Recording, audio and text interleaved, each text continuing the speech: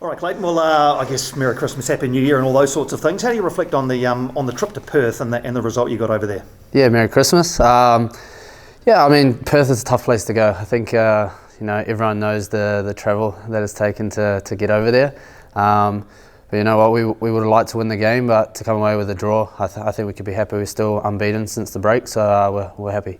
In terms of acclimatising to the time difference and things like that, I mean, over here the game kicked off at 12:30 in the morning. Did it feel like 12:30 in the morning to you, or had you had time to adjust to the time difference? Yeah, we go 2 days early. So normally when we fly to anywhere else in Australia, it's only a day early. But we flew 2 days. We managed to get a nap midday, which is not normal for me. But we managed to get that in, and come game time, I felt ready, and hopefully we don't have to do that anytime soon. So about a third of the way through the season now. How do you reflect on the season as a whole and the way the team's been playing? Yeah, I think we've been playing some good stuff. There's been times where we've probably dropped a fair too many points. We've been in winning situations, and then come the end of the game, we kind of let ourselves go a little bit. So that's something we have to work on, and hopefully this week we can start that. Big game this week, Monday, presumably. I don't even know what day it is at the moment, but I think it's Monday, the 2nd of January. Melbourne City, league leaders. How do you approach a game against such a quality side? Yeah, tough team. But they love to play football, so we know the ball's going to be on the deck a lot of the time, and that's what we want to do as well. So it's going to be a good footballing game, a lot of passing on the ground. So that's something that we can look forward to, and I think for the likes of me and Stevie, Stevie might be able to play the ball on the ground a little bit more than normal. But it's going to be a good game, and hopefully we can come away with the 3 points. Do you feel like the Phoenix played better against teams that do that, rather than when you just get into an arm wrestle against a team that wants to park a bus, for example? Yeah, probably. Each team's different, and we have to approach each game the same as what we want. I think we always go out to play the game we want to play, and hopefully come game day, whoever we're up against, we can get that win. So you forged a pretty regular partnership in those 6 roles with Stephen Ugarkovic. How have you found that partnership, that relationship, and how has it developed over time? Yeah, it's good. We're learning now.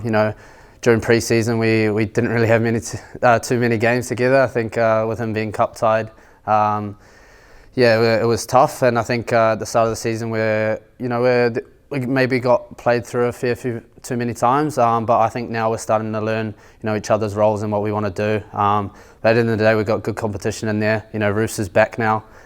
He's going to be pushing to get in the team, and that's what football's about. You want to fight for those positions. So at the moment it's me and Stevie's, and hopefully we can keep that and keep rolling forward. I was going to ask about Alex River. Apart from the fact that he provides competition in your position, how good was it to see you skipper back? Oh, it's massive. I think we played a big chunk together over the last couple of years, and to have a horror injury like he did last year.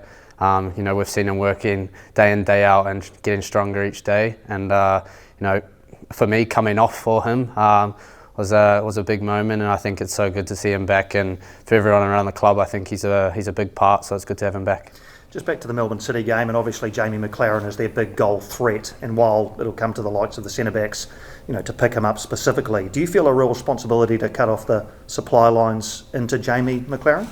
Yeah, for sure. I think that's our job as sixers. But I think Jamie's the type of player that kind of stays away from build-up and gets the ball just in around the box, and always manages to find space. So hopefully we can shut down any space around the box that he tries to get to, and hopefully we can stop him and not let him in.